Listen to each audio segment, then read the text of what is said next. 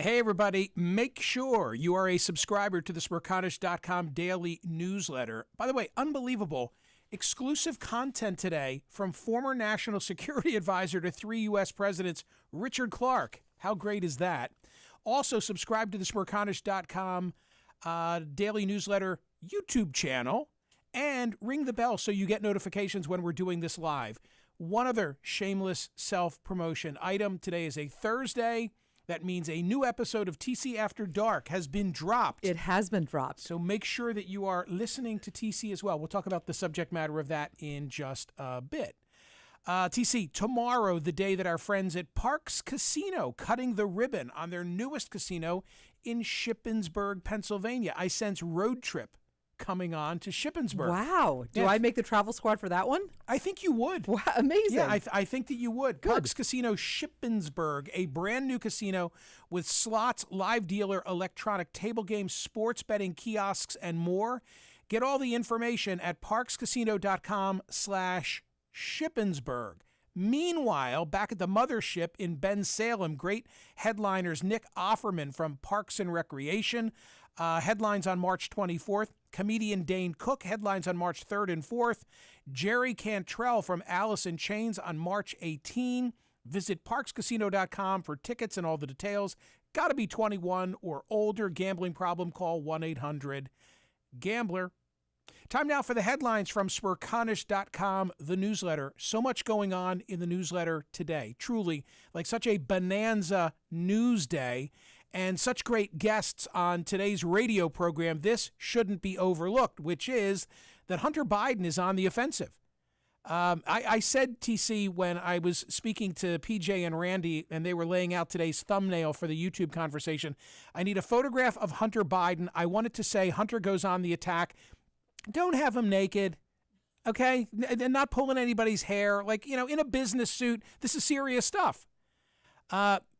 He is now admitting, kinda, that, yes, the laptop is his. Because remember, initially he said, well, it could be his. I guess that sit-down was with ABC or CBS a long time ago. Now, through his lawyers, he's admitting it, although raising the possibility that perhaps some of the data that's made its way into the public domain has been manipulated.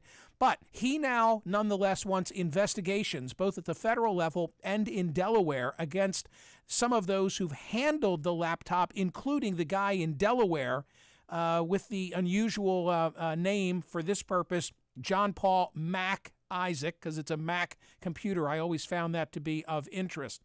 So they want investigations conducted now.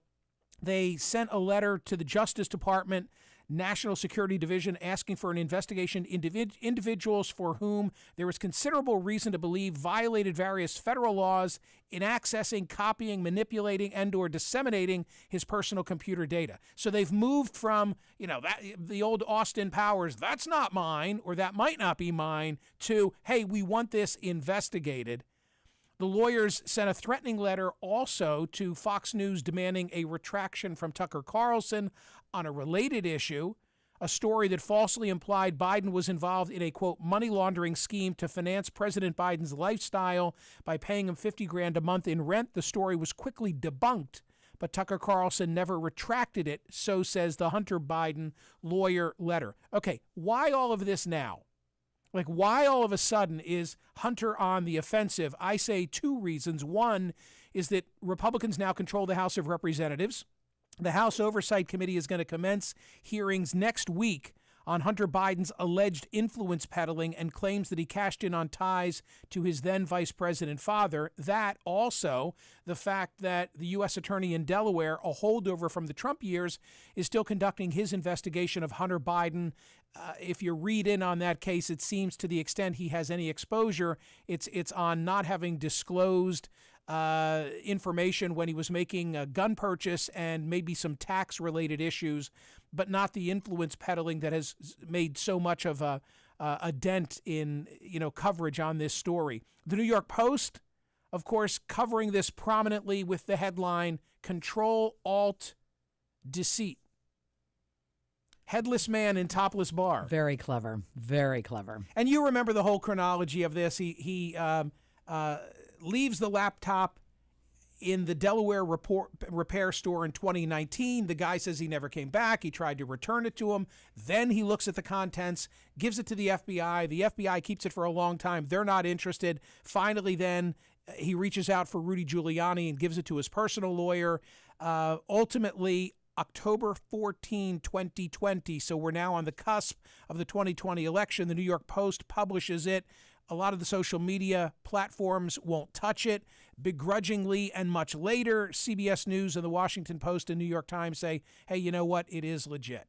So that is the Hunter Biden update, getting aggressive, perhaps with that investigation about to be concluded in Delaware, and the Republicans now about to make this a big issue in the House of Representatives. Yesterday, 19,799 votes were cast. Should police stop pulling over drivers for technical infractions having nothing to do with safety? 2/3 said yes. 65.12% said a non-moving, tail light, registration. Right. Et Something cetera, that's et cetera. not safety related. Correct. Don't pull them over. Philadelphia is doing that. Other cities are doing it. Yeah. It was a great conversation yesterday. Very interesting. And we had law enforcement call in. Yeah. We had, so that I thought was impactful. And I'm not sure we came to a conclusion though, really, right? They want to be part of the community. They want to be, and one of the cops that called in yesterday said whenever they stop someone for that, it's never just that. I thought that was interesting too. Because of my fascination with this book, The Good Life, written by psychiatrist Robert Waldinger and psychologist Mark Schultz, about the world's longest scientific study of happiness, a phenomenal book. Today's poll question is a little offbeat, not political in nature. Which of the following do you most want to have? Money, fame, or relationships? I'm forcing you to pick one or the other, and the reason that I went in this direction is that the thesis of the book is that the key to long life and happiness is having relationships. And yet, when you ask millennials today, what do you most want out of your life, they say, I want to be rich and I want to be famous. So it's a really great... and if I'm both of those, then relationships will follow. Not sure well, if that's be what they think. legitimate But relationships. the data... Real relationships. TC, that you can go buy some relationships, but they're not the real. kind that they're talking about in this book. I get it. Okay, I texted you yesterday, and I said, turn on Court TV. You did. Because the Alec Murdoch case yesterday really took a big turn. Took a big turn. And I think blew up his alibi. TC, hopefully you will help me explain this to the audience, but this is the way that I would summarize the short version. Yeah. Alec Murdoch maintains that at the time his wife and son were murdered, A, he didn't do it, B, he wasn't there, C, he didn't return to the scene of the murder until later that night. The testimony presented yesterday, both via cell phone records and a particular video, seemed to place him with his wife and with his son minutes before they were both murdered. At the murder How's scene. that? At the kennel. At the kennel. Exactly. Right. Perfectly said. And what was amazing was the introduction of this video, of all things, of a Labrador, of a chocolate Labrador wagging its tail. Right. Where apparently Paul Murdoch, the son, is taking a video to show his buddy the condition of the dog's tail. Right. So his buddy, Rogan Gibson, was the one who testified yesterday. He described the Murdochs as a second family. They were, he was absolutely like another son to them. And Paul and Maggie were at the kennel. Paul spoke to Rogan on the telephone, not a video, but spoke to him on the telephone talking about the dog. And then said, I'll take a video in order to send it to you to show you what I'm talking about with the tail, whatever was wrong with the dog's tail. And in that phone call, Rogan testified yesterday that he heard voices in the background that he said were, quote, Miss Maggie and Mr. Alec. Again, that Southern thing, that respectful thing, that's what he calls them. And the lawyer said, how sure were you at that time that you heard Alec in the background? And he said, 99% sure. So then we get to the video. Rogan had not seen the video that night. Rogan, because Paul took the video, but then the cell service, and we all know this, we all know there are parts of your world that you can't transmit. He couldn't transmit the video that night. And the allegation is that Paul took the video to send to Rogan, but then was killed before he could send the video. Murdered by his father, says the prosecution. Correct. So then the video, when Rogan saw the video later, he again heard his buddy Paul, who was talking about the dog. He heard Maggie in the background, and he heard another voice that then the detective said, "How sure are you that that was Alec?" And at this point, he said, 100% sure. And can I say, TC, that there are a number of lawyers who are representing Alec Murdoch. The lead counsel is Dick Harpootlian, who is a really skilled trial lawyer. One of the reasons why I'm into this case is that the lawyering is so good on both sides. When it came time to cross-examine, there were a couple of witnesses on this issue, one that you're referencing specifically.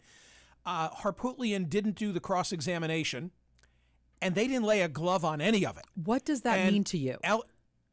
Maybe they got nothing that they can come back with, or is Alec Murdoch, who sat there like this, bobbing his head, right? Bobbing his head. Okay. While all this devastating testimony is presented, because in 2 police statements, Murdoch says that he wasn't there. I think the only thing, and I don't expect he takes the stand, he's got so much baggage, but maybe they're going to acknowledge that he was mistaken in what he said in the statements and that he was there. But then why wouldn't he have called the police? Because There's maybe no way. Maybe they're going to argue that the timeline is off and that the murder wasn't committed precisely then. Look, they're really in a pickle, is the bottom line. Can I ask one more legal question? Yeah. This is a stupid question, I'm Come sure. on. They would have known that evidence was coming. Yes. Okay. Yeah. All right. We were surprised in seeing it, but they weren't. Through the discovery process. Right. Okay, that was my question. That would have taken place before the trial. I watch TV. I know these things. I'll say it to you this way: the surprise witness, the surprise testimony, is only the stuff of Perry Mason or television courtroom dramas, because the real world is an exchange of information before trial. That's what I thought. And that's why so many civil cases settle, because each side knows by the time you get to trial after the discovery process exactly what the other side is holding. Yeah. So yesterday, bottom line, yesterday was a devastating day for Alec Murdoch's defense. So I think it sounds like we both say. Yes. We've talked a lot here recently about ChatGPT, this new form of artificial intelligence. Now, here's the update. Now they're going to have a subscription for sort of an elevated product. I delivered a commentary on POTUS. I delivered a commentary on CNN, relying on ChatGPT and explaining to the audience that I was doing so. Others have since done likewise. It's really a fascinating development that's going to change our worlds far beyond the classroom. That's what I think. And what's interesting is that in some respect, it's a garbage in, garbage out, because it's able to grasp so much data and information from the internet, but without discerning what's true and what's false. And something else to keep your eye on, some biases that are now being shown in all of this. Tom Brady.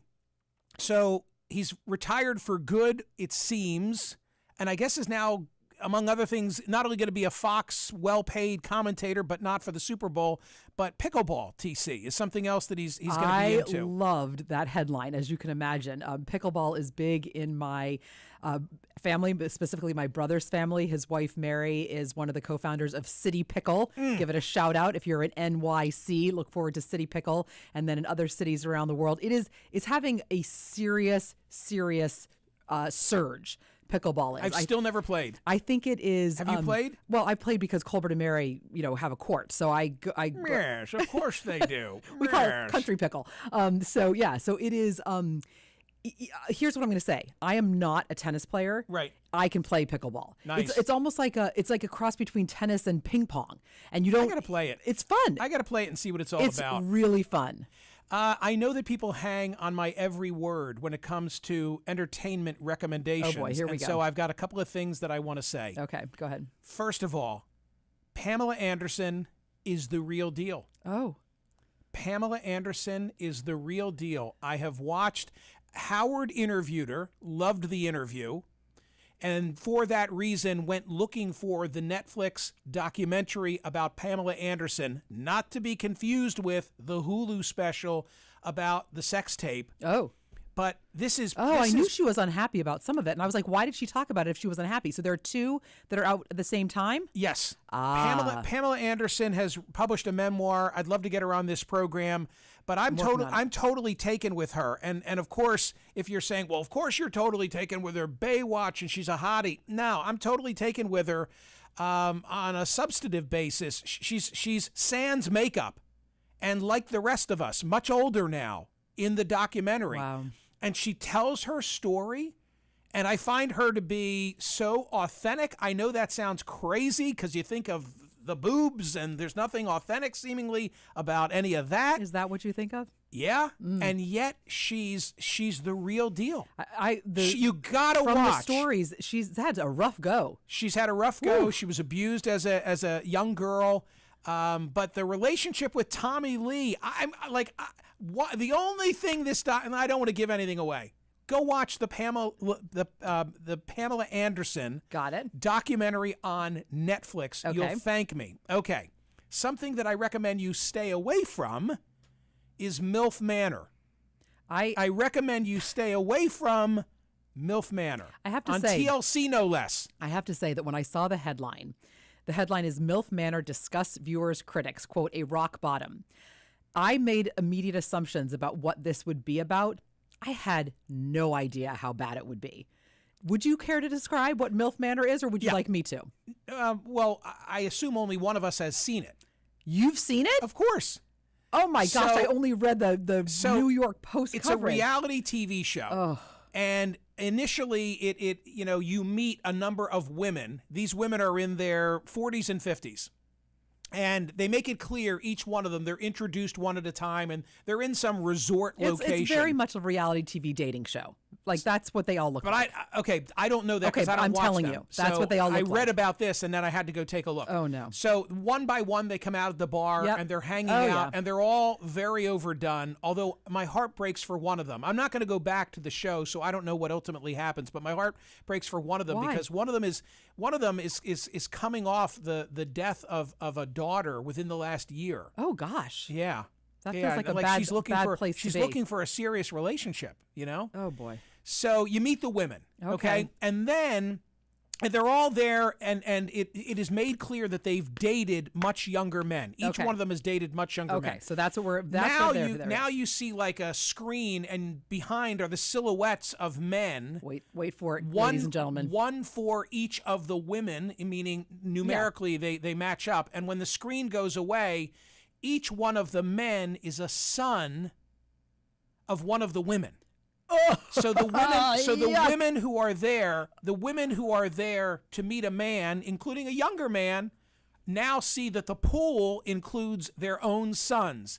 So the premise is nasty. The only thing worse would be if they were hoping that that it would be incestual, but it's not. Instead, it's like which of these women is going to hook up with a younger man. Not only that, am I right that this is what the New York Post said? Because I was like, how? Okay, first of all, I think it's all ridiculous. But the premise was that they would bring their son along as like a wingman, like they were dating younger men, and they would bring their sons along as a support system. So that was the ruse. The women, I can only tell you this: the women did not know that in the show. Correct. Nor did the men, the young men, know the boys that they were all going to be paired together. Right. There had to be a ruse to get them according to the New York Post, to get them all to go to this, resort. Yes, according to the New York Post, the ruse was the women are there to date younger men, but they're sharing rooms. Yeah. So anyway, go look for Pamela Anderson. Do not check in at the MILF Manor. No. Which, by the way, is also fraudulent because none of the women are deserving of the acronym. According to you, beauty is in the eye of the beholder, Michael. I just told you that Pamela Anderson, without makeup and years later I'm just saying, is more authentic to me than Okay. she was back in the day. I'm just saying, this is all according to you. Okay, Just, go take a look. Okay. Go take a look. Okay. And finally, ladies and gentlemen, a Marie Kondo story at Smerconish.com. Oh, yes. This from Salon.com. Everybody relax, says the headline. Marie Kondo isn't a fraud. She's simply as worn out as the rest of us. Boy, I mean, say that you have a messy house and the world just shuts down. She essentially says, I mean, she is She got her third kid and she's she done. is the queen of declutter. If you don't know, KonMari is, her whole thing. I am a KonMari advocate. Still. Oh, yeah, definitely. You have not turned off on Marie Kondo just because she says her house is not so No, tidy. I get it. Like, she's got kids, and I know how hard that might be. But I KonMari around here Yeah, you in do. studio all the time. Sometimes I hold onto my chair because I figure I'm the next to go. Nothing gives me more joy than just the cleansing effect of we don't need this, and we don't need this, and we don't need this. Ladies and gentlemen, the poll question at Smerconish.com.